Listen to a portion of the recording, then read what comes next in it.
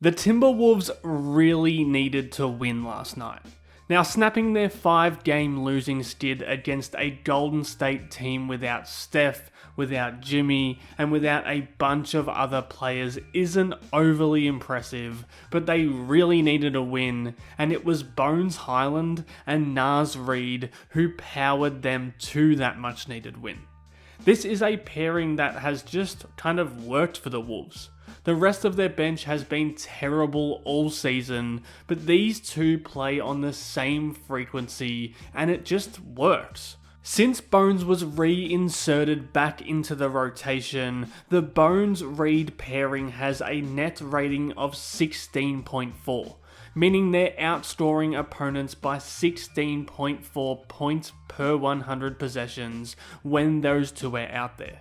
In that 22-game stretch, Minnesota's 9 best two-man net rating pairings include either Bones or Naz Reid. The reason why these two play so well together is because they play fast. That can sometimes make them reckless, it can sometimes make them inefficient, but it makes them and it makes this Minnesota team much more dangerous than when they play that slow, ponderous, painful brand of basketball we see from some of the other players on this team. This game, even against Golden State's B team, was the perfect example of both sides of that coin.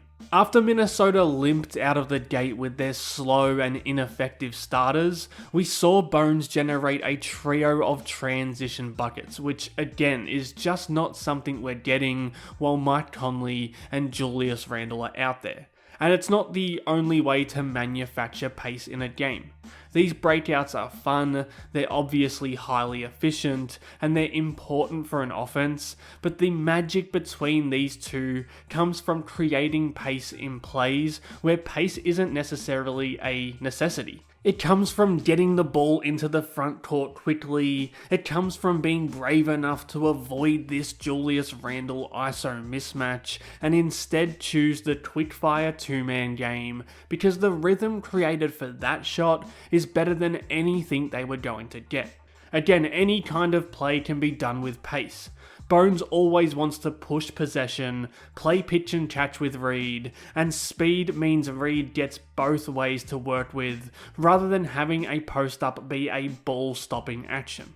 Both of these guys can do it without the other one, like Bones can play empty side pick and roll, draw multiple bodies, and then make the right reads out of it, and Naz doesn't need Bones to make him run the floor, find a mismatch, and punish it with speed and athleticism, but the reason the numbers show these two as such a great pairing is when they do it together. Perfect example here, Naz sets the ball screen, speeds out of it off a flare screen from Gobert, there's no wasted movements, back into a ball screen, McDaniel's man starts to shift to tag the roll, and Reid finds him right away with the skip pass and it leads to a bucket. You compare that in this game to when Conley or Randle were at the controls. There's no urgency to get into actions, there's no quick ball or body movements, and it turns even a depleted defense up a notch. In a game like this, that's a very risky thing to be doing. This whole sequence exhibits my point, I think. DiVincenzo wants to push, Randle doesn't want to match that energy, doesn't want to sprint to this corner to create space in the offense, it's always looking for an ISO, but it's not to attack the space with his speed and his handle, it's a slow, spinning waltz that results in a turnover. They end up dodging a bullet going back the other way, and then it's Conley's turn.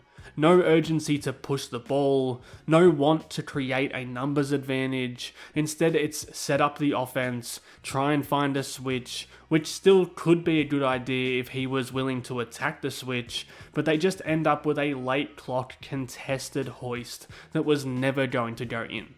I think this has become a bit of a problem for Minnesota. Even when others want to play quick, it always bogs down into a mismatch hunt, a bunch of dribbling, and a tough shot. They get away with it a lot with someone like Anthony Edwards, but it's starting to feel a little too much when others are doing it too. Maybe that's why Bones and Naz felt so refreshing in this game. Maybe it's why their numbers together prove that it's more than just an eye test thing. And maybe that's why those two were able to power Minnesota out of their slump against this depleted Warriors team. With speed and some intent to generate early offense, they were able to make this offense not feel so sluggish. And I think that's what Minnesota needed to get out of their funk. Obviously, that doesn't mean they're going to be option 1 and option 2 in the offense, and in Bones' case at least, it doesn't make him any more than a bench player, but it gave them a much needed spark when the coach's favourites weren't providing any. And that's why even when it didn't result in points, the process still felt so much better in this game. Here it was just getting downhill quickly, drawing helpers, and then swinging to the corner for a good look. Those are repeatable actions that will, in the aggregate, result in positive results. And it's what's been missing from Minnesota's offense lately. I think when a few players start to do it, more start to join in. It hasn't made them a team with a great bench unit, but it has made these blended lineups feel a little better when these two are in it. Again, here it's Reid's willingness to get into and out of a ball screen with speed to keep the offense moving. That forces McDaniels to join in, drive the seam, draw the help, and create a point-blank shot. I think they need to inject these players who are willing to break a full court press with a risky pass, or these players willing to go from here behind the play into an advantage situation, make another risky pass, and live with the results.